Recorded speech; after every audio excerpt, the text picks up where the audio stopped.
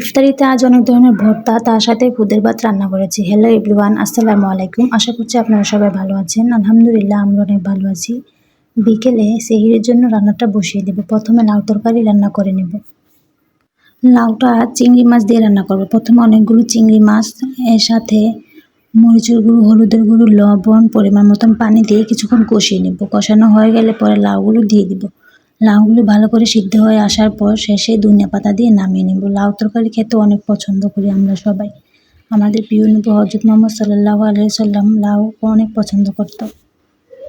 এর পাশাপাশি বাবা অনেকগুলো মুরগি নিয়ে এসেছিল। সেই মুরগির গলা, কলিজা এগুলো আজ ভুনা করব। তার জন্য এখানে অনেকগুলো পরিষ্কার করে নিলাম। এখানে পরিমাণ মতন তেল দিলাম, তারপর পেঁয়াজগুলো ভালোভাবে ভেজে সব ধরনের মশলা দিয়ে দিলাম। তারপর আদা রসুন দিয়ে ভালোভাবে ভেজে নেব। ভাজা হয়ে গেলে এখানে মরিচের গুঁড়ো, হলুদের গুঁড়ো, লবণ, ধনিয়ার গুঁড়ো, জিরার গুঁড়ো সব একসাথে দিয়ে ভালোভাবে অনেকক্ষণ কষিয়ে নিতে হবে।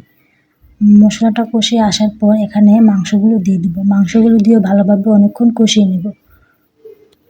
মাংসগুলো ভালোভাবে কষিয়ে নেওয়ার পর এখানে পরিমাণ মতন ঝোল দেব। ঝোলটা ভালোভাবে জাল করে নেব। শেষে কিছু জিরার গুঁড়ো দিয়ে নামিয়ে নেব।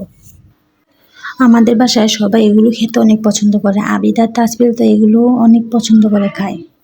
তরকারিটা দেখতে অনেক সুন্দর হয়েছে এবং খেতে অনেক মজার হয়েছিল। এর পাশাপাশি আমাদের নদীর থেকে আনা ছোট বাইং মাছ রান্না করব। পেঁয়াজ দিয়ে, টমেটো দিয়ে ভুনা করব। পেঁয়াজটা ভালোভাবে ভেজে সাথে টমেটোগুলো দিয়ে ভেজে নেব। সাথে আদা রসুন দিয়েছি, সব ধরনের মশলা দিয়ে ভালোভাবে কষিয়ে নিলাম। তারপর মাছগুলো দিয়ে ভালোভাবে কষিয়ে নিয়েছি। এখন পরিমাণ মতন পানি দিব। পানিটা ভালোভাবে জাল করে নেওয়ার পর শেষে অনেকগুলো ধনে পাতা দিয়ে নামিয়ে নিব। মাছ তরকারিটা খেতে অনেক মজার হয়েছিল। তারপর আজ ইফতারিতে আয়োজন করেছিলাম খুদের ভাত এবং তার সাথে 3 রকমের ভর্তা। প্রথমে খুদের ভাতটা রান্না করে নেব। এখানে পরিমাণ মতন তেল দিলাম, পেঁয়াজটা দিয়ে ভালোভাবে ভেজে নিলাম। তারপর এখানে মসুরির ডাল, খুদের চাল, আলু একসাথে দিয়ে ভালোভাবে অনেকক্ষণ ভেজে নেব। ভাজা হয়ে গেলে পরিমাণ মতন পানি দিয়ে দেব। পানিটা ভালোভাবে বলক আসার পর শেষে চুলাতে দমে বসিয়ে রাখবো। দমে বসিয়ে রাখলে চালটা ভালোভাবে সিদ্ধ হয়ে যাবে। তারপরে এর পাশাপাশি ভর্তা বানিয়ে নিয়েছিলাম। সবার প্রথমে মরিচের ভর্তা বানিয়ে নেব। তার জন্য এখানে অনেকগুলো মরিচ ভালোভাবে বেটে নিয়েছি। এখানে অনেকগুলো পেঁয়াজ দিলাম, ধনিয়া পাতা দিয়ে ভালোভাবে মরিচের ভর্তাটা বানানো হয়ে গেল।